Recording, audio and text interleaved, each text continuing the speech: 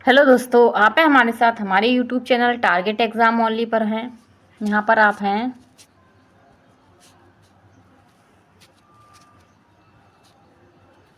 Target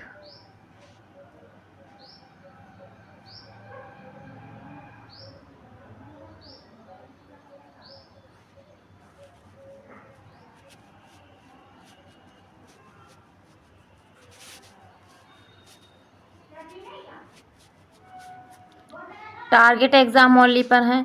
और जैसा कि आपको पता है, हम आपके फर्स्ट सेमेस्टर के लिए प्रशिक्षु बैच लेके आए हैं। फर्स्ट सेमेस्टर के लिए डीएलएड का प्रशिक्षु बैच लेके आए हैं और ये आपके लिए एकदम फ्री है। क्या है? एकदम फ्री है। तो आप हमारे इस यूट्यूब चैनल को लाइक शेयर एंड सब्सक्राइब कर लीजिए और अपने बेल आइकन को अच्छे से प्रेस कर लीजिए ताकि आपको हमारी क्लासेस का नोटिफिकेशन टाइम टू टाइम मिल सके। ठीक है। अब यहाँ पर हम एक बार शेड्यूल देख लेते हैं अपनी क्लासेस का। तो यहाँ पर हम हिंदी का सिलेबस कंप्लीट कर चुके हैं। तो ये क्लास हमारी 11 बजे होती थी और अब हम जो कर रहे हैं वो हम कर रहे हैं बाल विकास पेपर फर्स्ट। क्या कर रहे हैं? बाल विकास पेपर फर्स्ट। ठीक है। और ये क्लास आपकी 5 बजे होती है। तो मैं यहाँ पर आपको अच्छे से बेसिक से सारी चीज़ें, सारे टॉपिक्स लेके चल रही हूँ। तो मेरे साथ आप जुड़ना ना भूलें। और ये आपके लिए मैं बीटीसी की ही नहीं, आपकी सीटेट और ऑल जो टीचिंग से रिलेटिव जो एग्ज़ाम्स होते हैं उनके लिए भी तैयारी करा रहे हैं। तो यहाँ पर और फिर आपको पढ़ाएंगी, अंजलि मैम पढ़ाएंगी, संस्कृत पढ़ाएंगी और इस क्लास की टाइमिंग होगी 4 बजे की। फिर आपको ये कंप्यूटर पढ़ाएंगी, तो कंप्यूटर की टाइमिंग होगी 3 बजे की। ठीक है। और आपको रंजीत सर पढ़ा रहे हैं, बहुत बेसिक से मैथ्स पढ़ाएंगे, तो इनकी क्लास की टाइमिंग होगी 6 बजे की। ठीक है।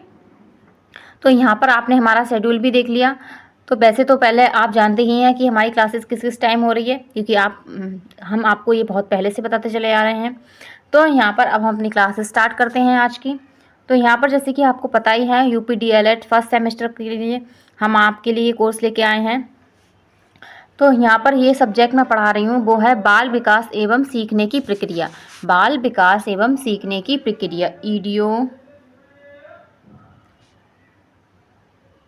ईडीओ फर्स्ट कर रहे हैं हम। क्या कर रहे हैं? ईडीओ फर्स्ट कर रहे हैं। ठीक है। तो यहाँ पर ये फर्स्ट प्रश्न पत्र हमारा है और ये 50 नंबर का आएगा आपका। ये पेपर आपका 50 नंबर का होगा। ठीक है। अब हम आगे चलते हैं, आगे देखते हैं ये आज हम कौन सा टॉपिक करने वाले हैं। तो बाल विकास हमारा जो यूनिट फर्स्ट है वही चल रही है और उसी में हमारी है व्यक्तिक विभिन्नता। क्या है? व्यक्तिक विभिन्नता। तो इसे हम क्या कहेंगे? Individual difference.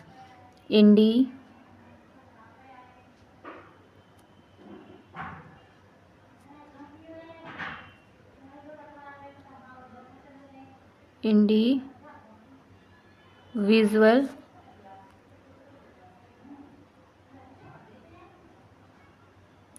डिफरेंस। ठीक है। तो इंडिविजुअल डिफरेंस इसे हम इंग्लिश में कहते हैं व्यक्तिगत विभिन्नता के लिए। तो इसके बारे में हम फुल डिटेल्स में जानेंगे। इससे आपको कोई भी क्वेश्चन बनता है तो आप उसको छोड़कर नहीं आएंगे। ठीक है। तो यहाँ पर सबसे पहले हम इसका अर्थ देखेंगे। व्यक्तिगत विभिन्नता का अर्थ क्या होता है? तो प्रकृति का नियम है कि संसार में कोई भी दो व्यक्ति पूर्णतः एक जैसे नहीं हो सकते। तो क्या है, आपने देखा ही होगा कि अगर दो व्यक्ति हैं, आपकी फैमिली में ही आप भाई बहन हैं, तो आप 3 भाई बहन हैं या 2 भाई बहन हैं, तो दोनों में क्या है, अलग अलग क्वालिटी, अलग अलग डिफरेंसेस होंगे। ठीक है। तो यहाँ पर कि जुड़वा बच्चे में भी कोई असमानता के बावजूद कई अन्य प्रकार की असमानता पाई जाती हैं। ठीक है। मतलब कि समानता होने के बावजूद भी क्या होती हैं, अन्य प्रकार की क्या होती हैं, असमानताएं भी पाई जाती हैं। ठीक है। और जुड़वा बच्चे शारीरिक बनावट से तो एक समान दिख सकते हैं, किंतु उनके स्वभाव, वृद्धि, शारीरिक, मानसिक क्षमता आदि में क्या होता है, अंतर होता है। और भिन्न भिन्न व्यक्तियों में इस प्रकार की विभिन्नता को ही क्या कहते हैं, व्यक्तिक विभिन्नता कहा जाता है। ठीक है। इंडिविजुअल डिफरेंस कहा जाता है। क्या कहा जाता है? इंडिविजुअल डिफरेंस कहा जाता है।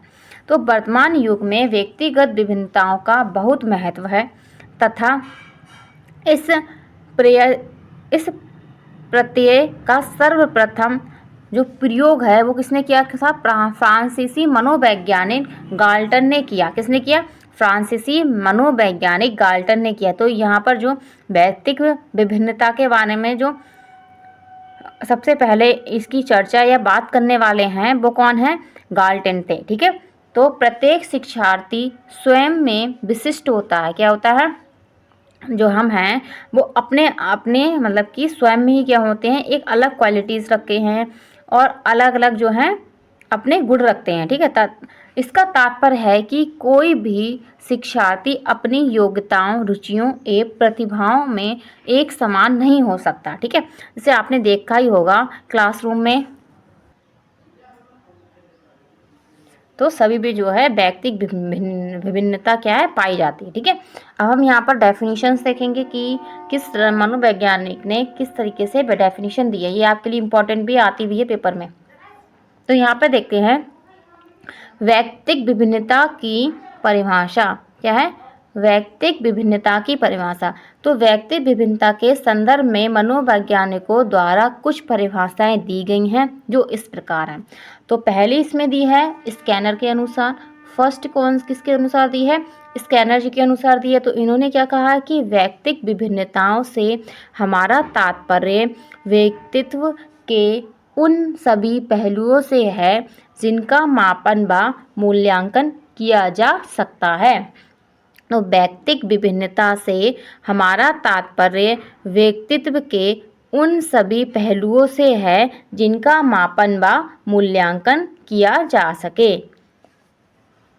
हमने जो है स्कैनर के अनुसार देख लिया। अब दूसरी हम जो देखेंगे सेकंड हमारी है जेम्स डेवर के अनुसार। तो कोई व्यक्ति अपने समूह के शारीरिक तथा मानसिक गुणों के औसत से जितना भिन्नता रखता है उसे व्यक्तिगत भिन्नता कहते हैं।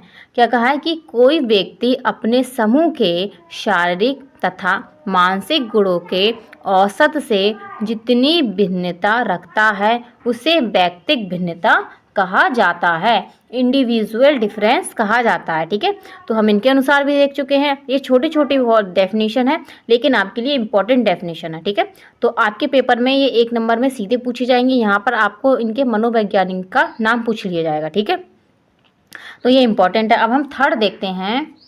थर्ड जो हमारी दी है वो है टायलर के अनुसार। तो इन्होंने क्या कहा है कि शरीर के रूप, रंग, आकार, कार, गति, वृद्धि, ज्ञान, उपलब्धि, रुचि, अभिरुचि आदि लक्षणों में पाई जाने वाली विभिन्नता को व्यक्तिगत विभिन्नता कहते हैं। क्या कहते हैं? व्यक्तिगत विभिन्नता कहते हैं।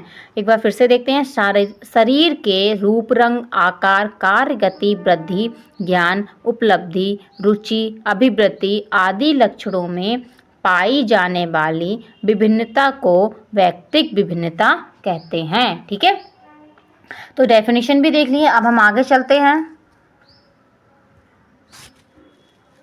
तो अब हम यहाँ पर जो है आगे चलते हैं, आगे अपनी क्लास में देखेंगे।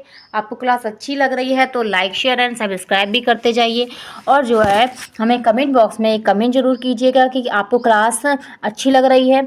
ठीक है, और अपने दोस्तों को भी शेयर कर दीजिए ताकि वो भी हमारे इस फर्स्ट सेमेस्टर में जो प्रशिक्षु बैच है उसका जो हम फ्री लेके आए हैं उसका थोड़ा फ़ायदा ले सकें। ठीक है, तो यहाँ पर अब हम देखेंगे व्यक्तिगत भिन्नता के प्रकार कि कितने प्रकार की व्यक्तिगत भिन्नता किसी के भी अंदर या हमारे जो सोसाइटी में पाई जाती है। ठीक है, तो यहाँ पर हम देखेंगे, पहली देखेंगे तो मनोवैज्ञानिकों ने व्यक्तिगत विभिन्नता को विभिन्न आधार पर वर्गीकृत किया है। ठीक है, तो ये किसके द्वारा है? मनोवैज्ञानिकों के द्वारा है। ठीक है, तो ये आपके लिए इम्पोर्टेंट है।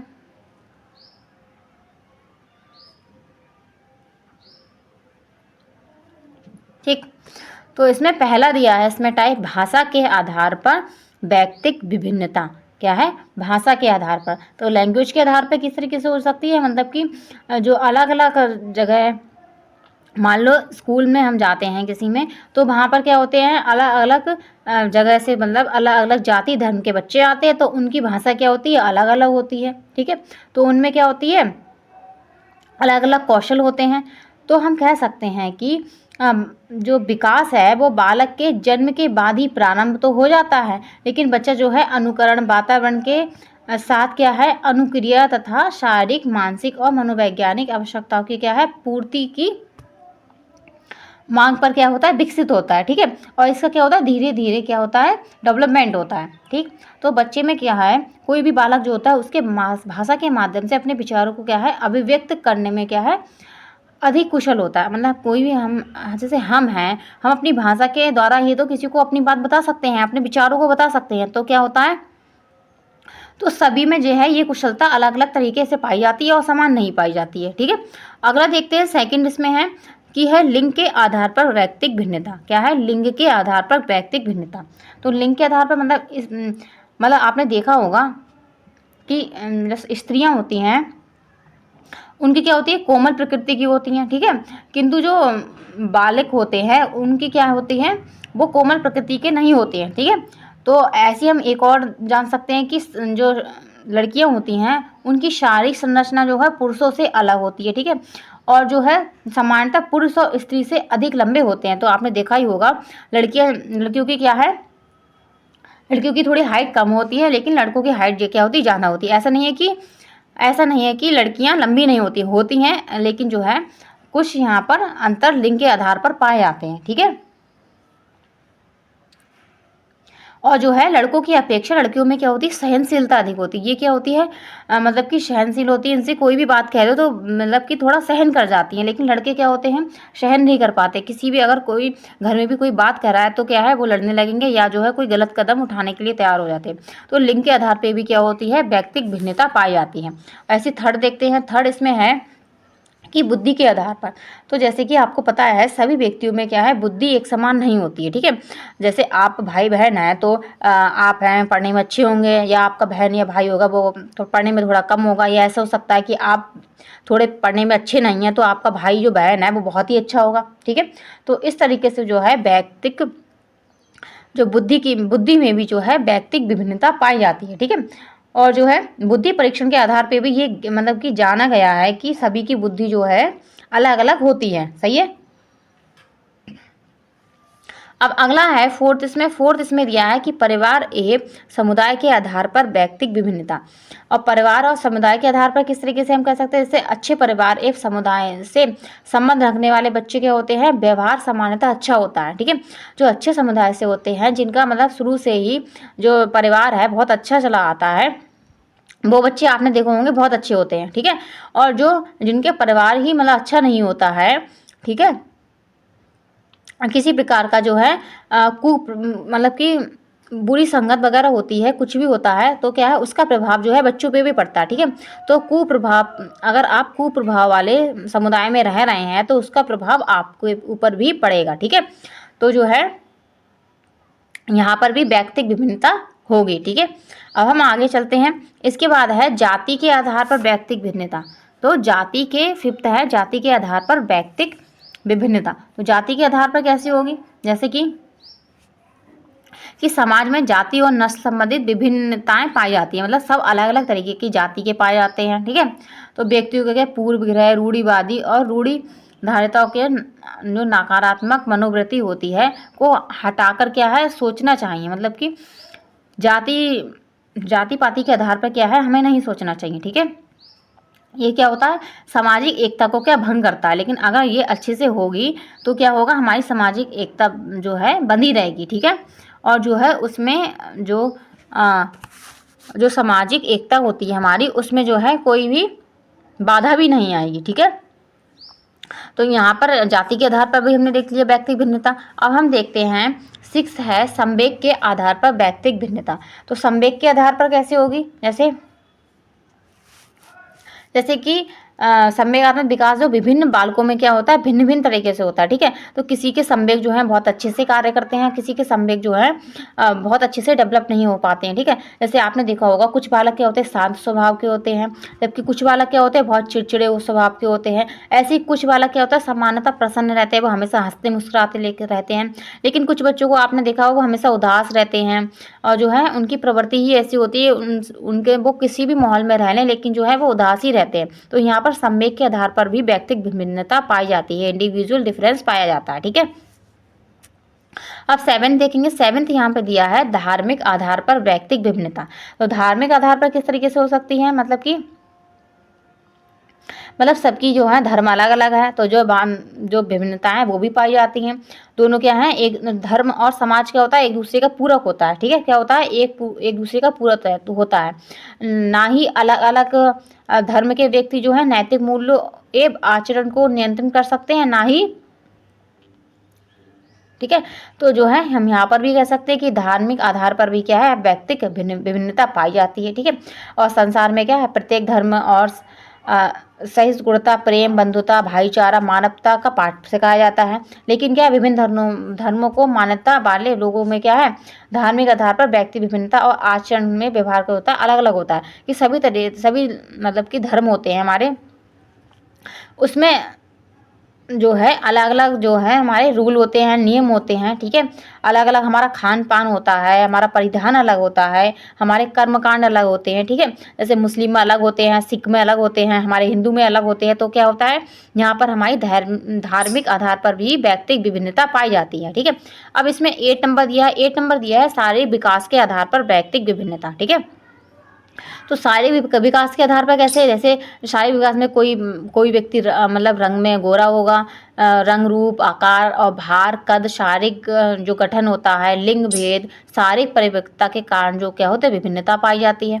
और जो है सभी की शारीरिक विभिन्न जो आकार होता है उसका क्या होता है, सभी में जो है अनेक प्रकार की विभिन्नता पाई जाती है। ठीक है, ठीक है, तो अब हम आगे देखेंगे। 9 नंबर दिया है अभिवृत्तियों के आधार पर। तो अभिवृत्तियों के आधार पर व्यक्तिगत विभिन्नता कैसे होती है कि सभी बालकों में क्या अभिवृत्ति एक समान नहीं होती है, सभी बालों की रुचियां भी एक समान नहीं होती हैं। कुछ बालकों में पढ़ाई के प्रति क्या है, अभिरुचि अधिक होती है, लेकिन कुछ बच्चे जो होते हैं वो पढ़ाई में अच्छे नहीं होते हैं।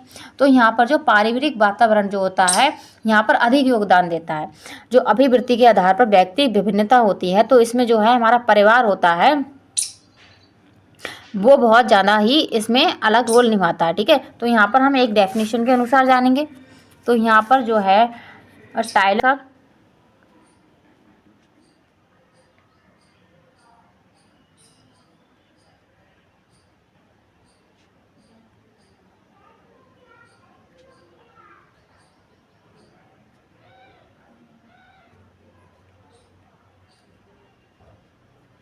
तो इन्होंने क्या कहा है, इन्होंने कहा है संभवतः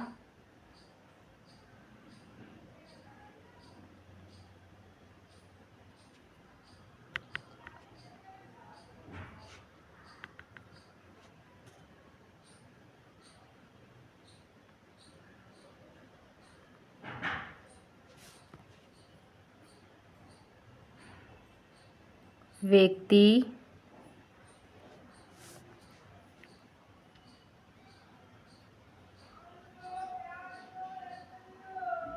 योग्यता की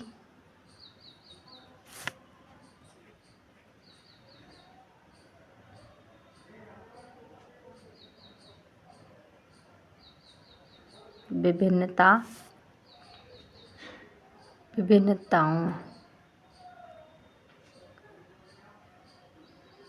के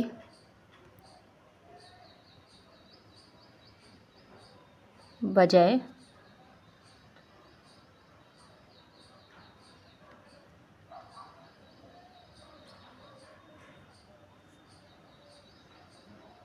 व्यक्तित्व की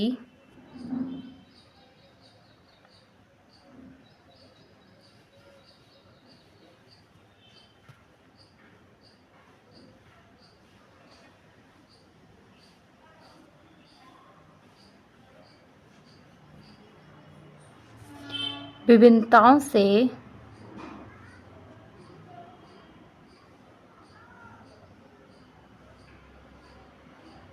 अधिक प्रभावित होता है।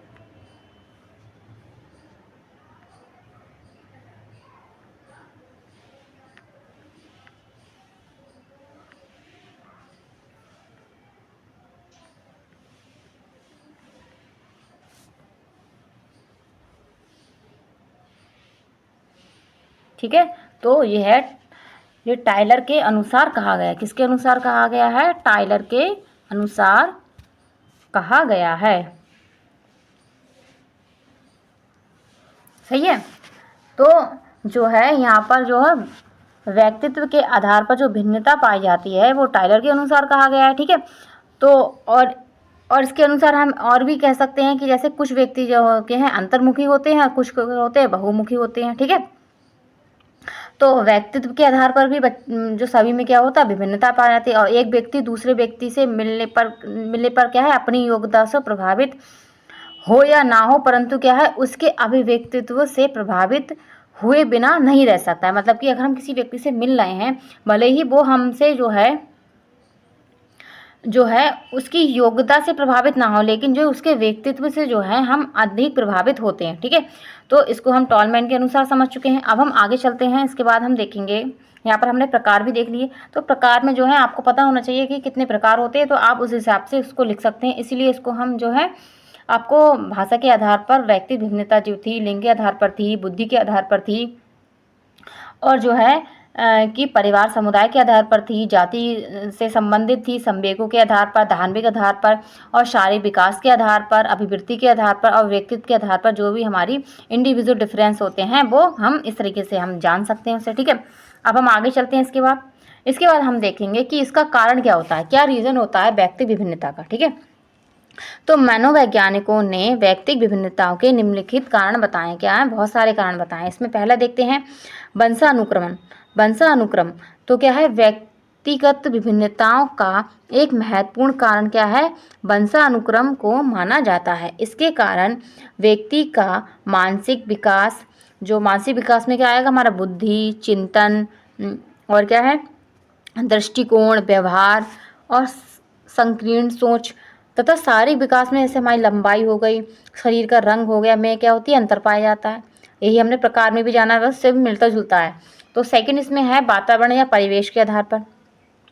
कारण क्या है, तो वातावरण के कारकों के द्वारा भी बालकों में अंतर पाया जाता है। कहा जाता है कि जो है परिवार या समुदाय वातावरण होता है, परिवार या समुदाय क्या होगा, वातावरण होगा। बालक को अभिव्यक्तित्व का विकास भी वैसा ही होता है, जैसे कि वातावरण के माध्यम से ही बालक का सामाजिक, मानसिक और सांस्कृतिक, प्रगतिशील सोच इत्यादि विकसित होती हैं, ठीक है। वंशानुक्रमण एवं वातावरण दोनों व्यक्तिक विभिन्नताओं को प्रभावित करते हैं। तो ये हमारे क्या है, बहुत ही एक अलग रोल हमारी व्यक्तिक विभिन्नता में रखते हैं। इनका प्रभाव हम पर पड़ना ही पड़ना है। तो बालक पर सभी प्रकार के वातावरण को सकारात्मक और नकारात्मक प्रभाव पड़ता है। मतलब अगर हम सकारात्मक वातावरण में रह रहे हैं तो सकारात्मक प्रभाव पड़ेगा, अगर हम नकारात्मक उसमें रह रहे हैं वातावरण में तो वहाँ पर हमें जो है नकारात्मक प्रभाव पड़ेगा। तो चाहे वह सामाजिक, आर्थिक और भौगोलिक एवं सांस्कृतिक वातावरण क्यों ना हो, फिर हम जो है अपने समाज के वातावरण हमारा हो, आर्थिक वातावरण हो, भौतिक वातावरण हो, सांस्कृतिक वातावरण हो, सभी का हम पे क्या है, प्रभाव पड़ता है, ठीक है। तो ये कारण भी है इसकी विभिन्नता का। अब नेक्स्ट देखते हैं। इसके बाद है आयु एवं वृद्धि के आधार पर, ठीक है। तो आयु और वृद्धि के आधार पर कैसे, कि बालक की आयु में वृद्धि होने के साथ साथ उसका शारीरिक, मानसिक और संवेगात्मक विकास भी होता रहता है, ठीक है। इसी विकास के कारण उसमें व्यक्तिगत विभिन्नता आती रहती है, ठीक है। इसीलिए जो है विभिन्न बालकों के जो विभिन्न आयु के बालक होते हैं उनमें क्या है, अंतर दिखाई देता है। इसी प्रकार बुद्धि के कारण भी बालकों में अंतर होता है। तो मैंने जैसे आपको बताया था, सबकी बुद्धि अलग अलग तरीके की होती है और सबकी जो आयु होती है वो भी अलग तरीके की होती है। और कुछ बालक क्या होते हैं, तीव्र बुद्धि के होते हैं, जिनकी बहुत अच्छी बुद्धि होती है। कुछ क्या सामान्य बुद्धि के, और कुछ जो कम बुद्धि के होते हैं, मंद बुद्धि के आप कह सकते हैं। तो सभी बालकों में समान बुद्धि जो है नहीं पाई जाती है। तो यहाँ पर हम देखेंगे बुद्धि आयु में वृद्धि से बालक की रुचि तथा बुद्धि के अंतर से बालक के शैक्षिक प्रगति में क्या है, अंतर देखने को मिल सकता है। उदाहरण के तहत हम समझ सकते हैं कि किसी की बुद्धि लब्धि 71 से कम है तो किसी की क्या है 140 है। तो जो है 140 वाला बहुत ही जीनियस माना जाएगा, ठीक है। और जो है बहुत अच्छा उसके अंदर क्वालिटीज़ होंगी, ठीक है, गॉड गिफ्टेड होगा, ठीक है। तो हम आगे देखते हैं। अब इसका और कारण देख सकते हैं क्या हो सकता है। इसके बाद है वो है परिपक्वता। क्या है, परिपक्वता, मैच्योरिटी। तो परिपक्वता एक ऐसी स्थिति है जिसमें व्यक्ति किसी कार्य के करने में क्या होता है, स्वयं को सक्षम पाता है। आपने देखा होगा जो है परिपक्वता कब आती है, परिपक्वता जो है जैसे जैसे हम बड़े होते जाते हैं उसके और जो है हमारे अंदर क्या है परिपक्वता आती रहती है, और सीखने के आधार पर भी परिपक्वता ही है। ठीक है, तो मनोवैज्ञानिक के अनुसार एक बालक तब तक नहीं सीख सकता जब तक वह सीखने के लिए तैयार ना हो या परिपक्व ना हो। तो जैसा कि हम कहते ही हैं कि अगर कोई अपने आप से नहीं चाहता है पढ़ाई करना या कोई कार्य करना तो वो क्या है नहीं कर सकता है। ठीक है, तो यही मनोवैज्ञानिक भी कहते हैं कि जब तक बच्चा स्वयं से नहीं सीखने की कोशिश करेगा, प्रयास नहीं करेगा, तब तक वो सीख नहीं सकता या परिपक्व नहीं हो सकता। ठीक है, लेकिन बालक जन्म के समय पूर्ण परिपक्व नहीं होता है, तो जन्म के समय नहीं होता है। ठीक है, परिपक्वता कब आती है? किशोर अवस्था में आती है। कब आती है? किशोर अवस्था में आती है। ठीक है, और यह परिपक्वता कुछ बालकों में जल्दी आ जाती है। तो आपने कुछ बालक देखे होंगे जो अपनी एज से पहले ही जो बहुत मैच्योर हो जाते हैं। ठीक है, उनके अंदर इतनी परिपक्वता आ जाती है कि वो किसी भी अपने निर्णय को भी ले सकते हैं और कुछ भी करने में बहुत जल्दी ही सक्षम हो जाते हैं। तो जो क्या है किशोर अवस्था से पहले पहले भी जो है परिपक्वता आ सकती है, तथा कुछ देर में आती है। कुछ बच्चे क्या होते हैं वो जैसे पेरेंट्स नहीं कहते इतना बड़ा हो गया लेकिन इसको तमीज़ नहीं आई है, मतलब कि इसमें अभी तक अकल नहीं आई है। तो क्या है मान लो कि बच्चा बड़ा भी हो जाता है तो भी क्या है उसके अंदर परिपक्वता नहीं आती है, तो ऐसे भी पाया जाता है। तो ये भी कारण जो होता है हमारी व्यक्ति विभिन्नता को क्या है जो है कारण होता है विभिन्नता का। ठीक है, व्यक्ति विभिन्नता का कारण माना जाता है। फिफ्थ है लैंगिक विभिन्नता। तो जैसे हमने देखा ही था लिंग के आधार पर व्यक्ति विभिन्नता। ठीक है, तो वैसे यहाँ पर होगा कि जो लैंगिक विभिन्नता के कारण जो है व्यक्ति विभिन्नता पाई जाती है। लड़कियों का शारीरिक व मानसिक विकास लड़कों की अपेक्षा क्या है पहले होता है, और शारीरिक संरचना के आधार पर लड़के एवं लड़कियों में अंतर पाया जाता है। ठीक है, तो दोनों की संरचना जो होती है अलग अलग होती है। ठीक है, तो हम आगे देखते हैं। इसके बाद हम देखेंगे शिक्षा के क्षेत्र में व्यक्ति विभिन्नता। तो ये आपसे क्वेश्चन आ सकता है कि शिक्षा के मतलब कि क्षेत्र में व्यक्ति विभिन्नता किस तरीके से पाई जाती है। ठीक है, तो इसके बारे में हम कुछ डिटेल में जानेंगे। तो शिक्षा के क्षेत्र में भी विभिन्नताएं महत्वपूर्ण स्थान रखनी है जो निम्न प्रकार है। तो शिक्षा का स्वरूप क्या है? शिक्षा का स्वरूप। ठीक है, मनोविज्ञान इस बात पर जोर देते हैं कि बालकों को रुचियों, क्षमताओं, योग्यताओं आदि में अंतर होता है, अतः सभी जो बालक होते हैं के लिए समान शिक्षा का आयोजन सर्वथा अनुचित है। कि सभी के लिए समान तरीके से शिक्षा दी जाए ये क्या है? अनुचित है। ठीक है, इसी बात को ध्यान में रखते हुए मंदबुद्धि, पिछड़े हुए बालक तथा शारीरिक दोष वाले बालकों के लिए क्या है अलग अलग विद्यालयों में अलग अलग प्रकार की शिक्षण तथा प्रशिक्षण की व्यवस्था की जाए। जैसे कि आपने देखा होगा जो किसी भी मतलब कि स्वस्थ बच्चे होते हैं, किसी भी दोष होता है उनके अंदर, तो उनके लिए जो है अलग से विद्यालय हैं, तो क्या है उनके लिए उस हिसाब से जो है शिक्षा प्रदान की जाती है। ठीक है, तो यहाँ पर इनकी विभिन्नता भी पाई जाती है। अब आगे देखते हैं, आगे और पॉइंट्स देखते हैं। इसके बाद व्यक्ति विभिन्नता का ज्ञान शिक्षकों एवं विद्यालय प्रबंधक को कक्षा के वर्गीकरण में सहायता प्रदान करता है। ठीक है, क्योंकि अगर शिक्षक को पता हो जाएगा कि कोई बच्चा पढ़ने में वीक है तो क्या है वो उस पर ज़्यादा ध्यान देगा। ठीक है, तो अब नेक्स्ट इसमें होगा पॉइंट कि शिक्षकों शिक्षार्थियों व्यक्तिगत विभिन्नता प्रदर्शित करते हैं, अतः एक शिक्षक को सीखने के विविध अनुभवों को उपलब्ध कराना चाहिए। ठीक है, जो सिखाने के अतः एक शिक्षक को सिखाने के विविध अनुभवों को उपलब्ध कराना चाहिए, क्योंकि जब विद्यार्थी अलग अलग तरीके के हैं, मतलब कि उनके अंदर जो है अलग अलग क्षमता हैं, तो उनके लिए जो है सिखाने के तरीके भी जो हैं अलग अलग तरीके के होना चाहिए। ठीक है, यहाँ पर हम ये कह सकते हैं। इसके बाद अगला पॉइंट होगा वो की है कक्षा का आकार तय करने से भी व्यक्तिगत विभिन्नता का हार विशेष सहायक होता है। ठीक है, यदि कक्षा में अधिकतर बालक और अधिकतम में कमज़ोर हों तो कक्षा का आकार कम होना चाहिए। ठीक है, अगर बच्चे कमज़ोर हैं तो ये ढूंढना है कि हम एक कक्षा में मान लो 50 बच्चे भर लिए हैं, लेकिन बच्चे जो बहुत कमज़ोर हैं, टीचर उन पर ध्यान ही नहीं दे पा रहा है। ठीक है, तो ऐसा भी नहीं कर सकते हैं। ठीक है, तो कक्षा में जो है उसके आकार के अनुसार हमें बच्चों को रखना चाहिए। उनकी जो अगर वो कमज़ोर हैं तो हमें क्या है उन्हें सेक्शन वाइज डिवाइड करना चाहिए। ठीक है, अब हम अगला देखते हैं कि व्यक्तिगत विभिन्नता का सिद्धांत व्यक्तिगत शिक्षण पर जोर डालता है। इसके अनुसार बालकों की आवश्यकता को ध्यान में रखकर उनकी शिक्षा की व्यवस्था की जानी चाहिए ताकि उनका सर्वांगीण विकास हो सके। तो जो है हम बच्चे को ध्यान में रख के ही क्या है शिक्षा का निर्माण करेंगे, शिक्षा व्यवस्था का निर्माण किया जाएगा। ठीक है, इससे क्या है बच्चों का विकास ऑल ऑफ डेवलपमेंट हो सकते हैं। ठीक है, अब आगे चलते हैं। इसके बाद हम देखते हैं पाठ्यक्रम का निर्धारण। तो जो है शिक्षा के क्षेत्र में जो व्यक्तिगत विभिन्नता है उसके लिए पाठ्यक्रम कैसा होना चाहिए। तो पाठ्यक्रम के निर्धारण एवं विकास में भी व्यक्तिगत विभिन्नता का प्रमुख भूमिका होती है। बालकों को आयु, कक्षा आदि को ध्यान में रखते हुए प्रत्येक कक्षा के लिए अलग प्रकार की पाठ्य चर्चा का निर्माण किया जाना चाहिए। मतलब कि बच्चा अगर फर्स्ट क्लास में है, सेकंड क्लास में है, तो उसको क्या है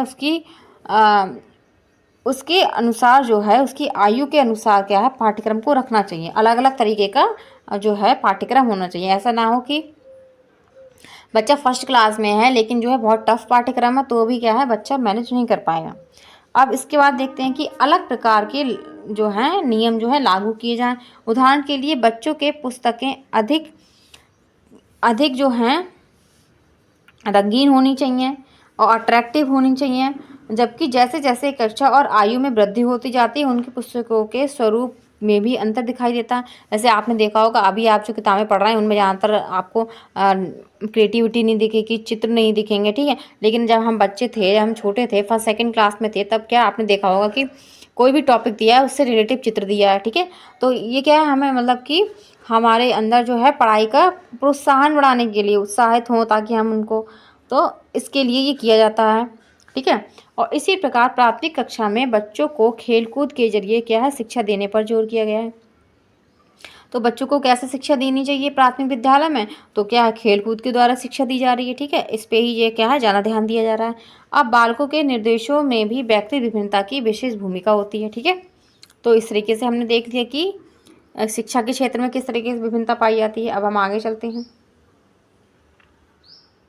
इसमें और दिया व्यक्ति विभिन्नता का ज्ञान शिक्षकों को बालकों के शारीरिक दोषों के सामने में जो है सहायता प्रदान करता है।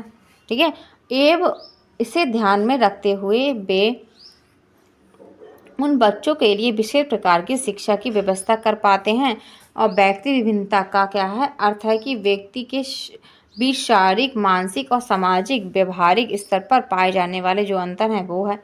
और यह विभिन्नता एक व्यक्ति से दूसरे व्यक्ति से क्या होती है अलग करती है और हर व्यक्ति को क्या है आदित्य बनाती है कि हर व्यक्ति अपने आप में क्या होता है एक बहुत स्पेशल बच्चा होता है। ठीक है, उसके अंदर बहुत ही स्पेशल की ज़रूरत होना कि एक बच्चे को जो है अच्छी क्रिएटिविटी करना आ रहा है तो दूसरा बच्चा है जो है किसी और चीज़ में एक्टिव होगा, किसी और चीज़ में अच्छा होगा। ठीक है, तो व्यक्ति विभिन्नता का शिक्षा, मनोवैज्ञानिक और सामाजिक विज्ञान जैसे क्षेत्रों में महत्वपूर्ण जो है महत्व होता है।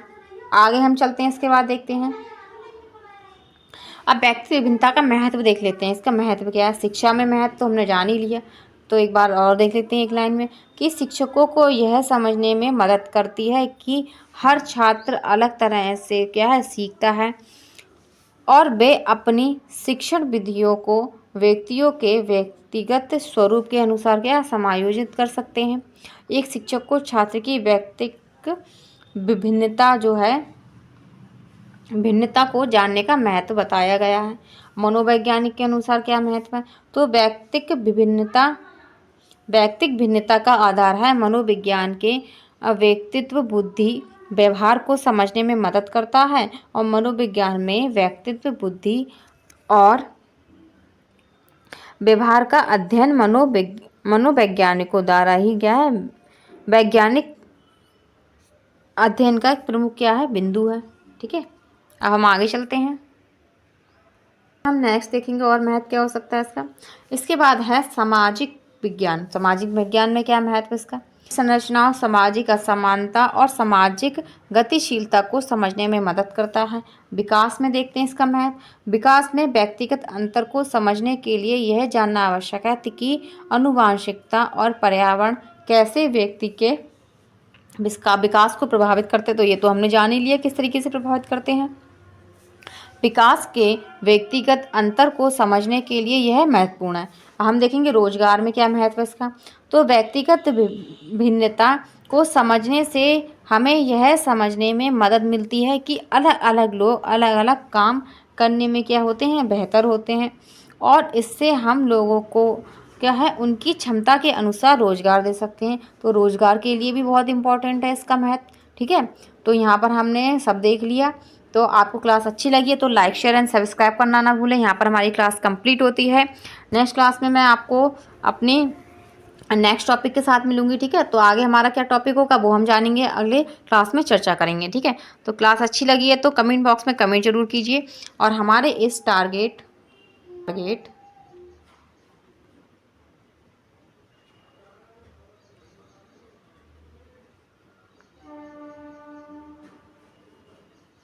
एग्ज़ाम ओनली को लाइक शेयर एंड सब्सक्राइब करना ना भूलें, और जो है अपने बेल आइकन को अच्छे से प्रेस कर लीजिए ताकि आपको हमारा नोटिफिकेशन टाइम टू टाइम मिल सके। ठीक है, अपने फ्रेंड्स को भी शेयर कर सकते हैं आप, उनको भी शेयर कीजिए ताकि वो भी जो है अपने डीएलएड में अच्छा मार्क्स ला सके, क्योंकि ये पेपर आपका 50 नंबर का है। जैसे कि मैंने आपको बताई है कि ये पेपर आपका 50 नंबर का है। ठीक है, और इसका सिलेबस भी बहुत लेंथी है, तो हम जो है अच्छे से इसको अगर टाइम से नहीं पढ़ेंगे तो हम जो है सिलेबस भी कंप्लीट नहीं कर पाएंगे।